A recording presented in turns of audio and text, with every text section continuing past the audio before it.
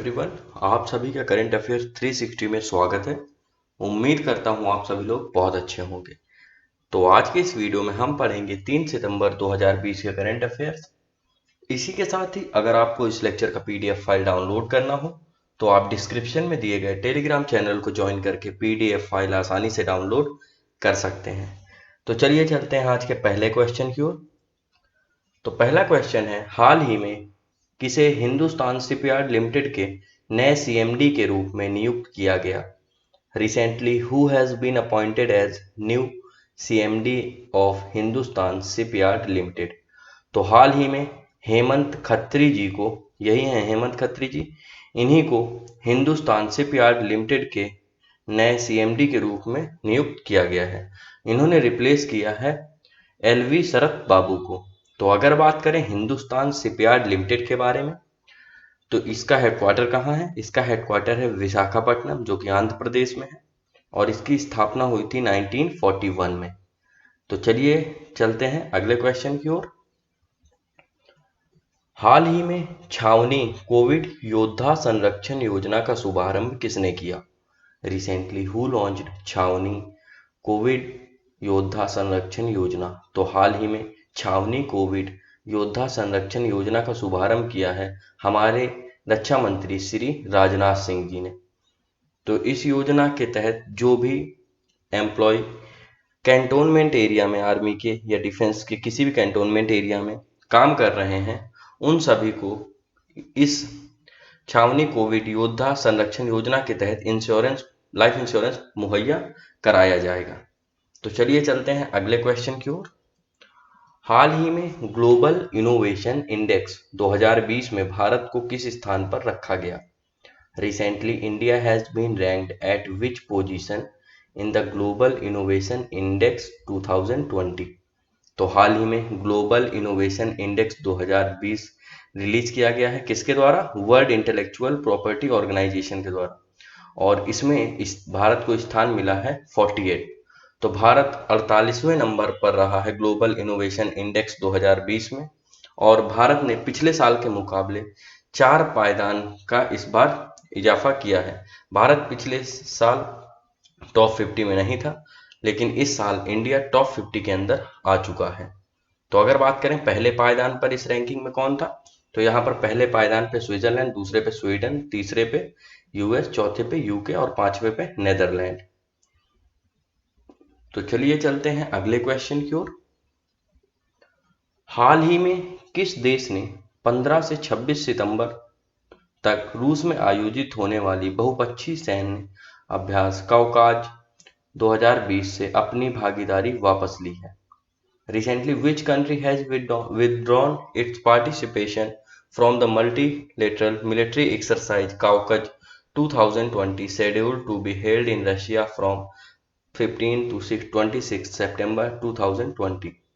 तो जैसा कि आप लोगों को पता है, काउकज 2020 जो कि रसिया में एक मल्टीलेटरल मिलिट्री एक्सरसाइज होने वाली थी, इसमें से भारत ने अपना पार्टिसिपेशन विड्रॉ कर लिया है। भारत ने इसमें से पार्टिसिपेशन इसलिए विड्रॉ कर लिया है, भारत ने बताया है कि कोविड-19 के कारण वह अपने सभी पूरी जो डिफेंस टीम है उसको भेजने में सक्षम नहीं हो पाएगा, इसलिए उसने हाथ खींच लिए हैं। तो अगर बात करें काउकज के बारे में, तो काउकज आपको पता है रशिया के अंदर होने वाला है। अगर बात करें रशिया की, तो रशिया के बारे में आपको पता होना चाहिए। रशिया की कैपिटल क्या है? मॉस्को। और रशिया के करेंसी क्या है? रशिया की करेंसी है रशियन रूबल। रशियन प्रेसिडेंट है व्लादिमीर पुतिन। तो चलिए चलते हैं अगले क्वेश्चन की ओर। हाल ही में किस राज्य ने बिजली रोकने के लिए पुलिस स्टेशनों को स्थापित करने का निर्णय लिया है? Recently which state had decided to set up anti electricity theft police stations?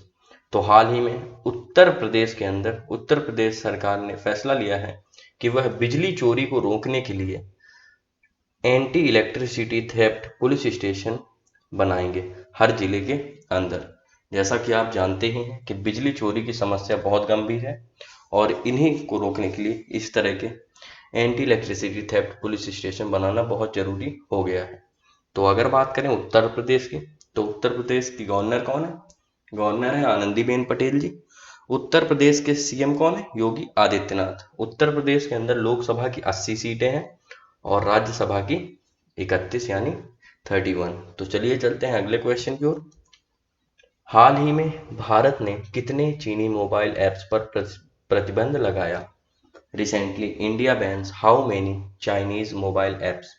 तो हाल ही में 2 सितंबर 2020 को भारत सरकार के इंफॉर्मेशन एंड टेक्नोलॉजी डिपार्टमेंट ने 118 चाइनीज मोबाइल ऐप्स पर प्रतिबंध लगा दिया है और इन ऐप्स के अंदर भारत के अंदर सबसे ज़्यादा खेला जाने वाला खेल पबजी भी शामिल है। और इन ऐपों को इसलिए बंद किया गया है ताकि जो सिक्योरिटी के रीजंस हैं वह लोग उनसे लोगों को सिक्योरिटी थ्रेट जो है उनसे लोगों को बचाया जा सके। और इस अगर बात करें टोटल अभी तक भारत सरकार ने कितने चाइनीज ऐप को बैन किया है, तो टोटल लगभग 224 चाइनीज ऐप्स को अब तक भारत सरकार द्वारा भारत के अंदर बंद कर दिया गया है। तो चलिए चलते हैं अगले क्वेश्चन की ओर। हाल ही में किस भारतीय अक्षय ऊर्जा कंपनी को सौर क्षमता में दुनिया का नंबर 1 स्थान दिया गया?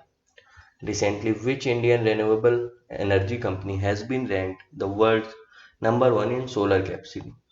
तो हाल ही में अडानी ग्रीन को दुनिया में रिन्यूएबल एनर्जी के मामले में सबसे पहला स्थान दिया गया है और यह अडानी ग्रीन जो कि अडानी ग्रुप की कंपनी है, यह दुनिया की सबसे बड़ी सोलर पावर जनरेशन कंपनी बन चुकी है।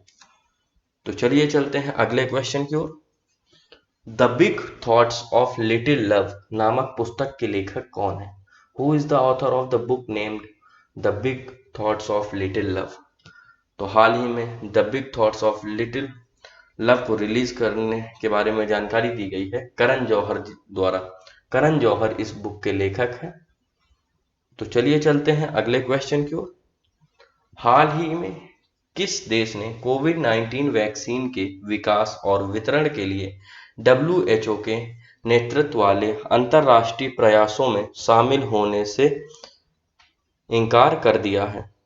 Recently, which country has refused to join WHO-led international efforts to develop and distribute the COVID-19 vaccine? तो हाल ही में WHO द्वारा आपको पता होना चाहिए कि एक कोवैक्स प्रोजेक्ट चालू किया गया था। इस प्रोजेक्ट के अंदर जो सभी 170 इंटरनेशनल कंट्रीज हैं वह एक दूसरे के सहयोग करेंगे कोविड-19 वैक्सीन को डेवलप करने में और इसके डिस्ट्रीब्यूशन में। और इसी प्रोजेक्ट से यूएसए यानी यूनाइटेड स्टेट्स ऑफ अमेरिका ने शामिल होने से इनकार कर दिया है क्योंकि यह WHO द्वारा लेड किया जा रहा था। आपको पता होना चाहिए कि यूएसए WHO यानी वर्ल्ड हेल्थ ऑर्गेनाइजेशन को पहले ही छोड़ चुका है। तो अगर बात करें यूएसए के बारे में, तो यूएसए के बारे में आपको पता होना चाहिए यूएसए की कैपिटल क्या है? Capital Washington DC। यूएसए की करेंसी क्या है? US dollar. और यूएस प्रेसिडेंट कौन है? Donald Trump. तो चलिए चलते हैं अगले क्वेश्चन की ओर। विश्व नारियल दिवस कब मनाया जाता है? When is world coconut day observed? तो इसका सही जवाब है 2 सितंबर। वर्ल्ड कोकोनट डे मनाया जाता है 2 सितंबर को हर वर्ष। और यह किसके द्वारा मनाया जाता है? यह मनाया जाता है Asian and Pacific coconut community के द्वारा। और इसका मेन ऑब्जेक्टिव क्या है? तो वर्ल्ड कोकोनट डे को मनाने का मेन ऑब्जेक्टिव यही है ताकि दुनिया में लोगों को कोकोनट के प्रति अवेयर किया जा सके ताकि यह कितना जरूरी है और इसके क्या क्या बेनिफिट्स हैं। इसी के साथ इस डे को मनाने का एक और ऑब्जेक्टिव है ताकि कोकोनट की जो इंडस्ट्री है उसको प्रमोट किया जा सके और ज़्यादा से ज़्यादा लोग इसको क्रॉप कर सकें। तो चलिए चलते हैं कल के पूछे गए क्वेश्चन की ओर। तो कल मैंने आप लोगों से पूछा था हाल ही में किस कंपनी ने फ्यूचर समूह का अधिग्रहण करने की घोषणा की है? Recently which company has announced to acquire the future group? तो हाल ही में आपको पता होना चाहिए कि फ्यूचर ग्रुप को अधिग्रहण कर लिया है रिलायंस रिटेल ने। रिलायंस रिटेल ने 24,700 करोड़ रुपए के डील में फ्यूचर ग्रुप को एक्वायर कर लिया है। तो चलिए चलते हैं आज के क्विज क्वेश्चन की ओर। तो आज का क्विज क्वेश्चन है हाल ही में किस देश ने भारत को 3500 करोड़ रुपए का विकास सहायता ऋण दिया है? Recently, which country has given a development assistance loan of ₹3500 crore to India. तो आपको इस क्वेश्चन का सही जवाब मुझे देना है। इसी के साथ ही अगर आपको आज के करंट अफेयर्स में कोई भी डाउट हो तो आप मुझसे कमेंट सेक्शन में पूछ सकते हैं। इसी के साथ ही अगर आपको आज का वीडियो पसंद आया हो तो लाइक करें, शेयर करें और चैनल को जरूर सब्सक्राइब करें ताकि आपको रेगुलर करंट अफेयर्स वीडियो आसानी से मिलते रहें। तो चलिए मिलते हैं कल के करंट अफेयर्स वीडियो में, तब तक पढ़ते रहें। थैंक यू, धन्यवाद।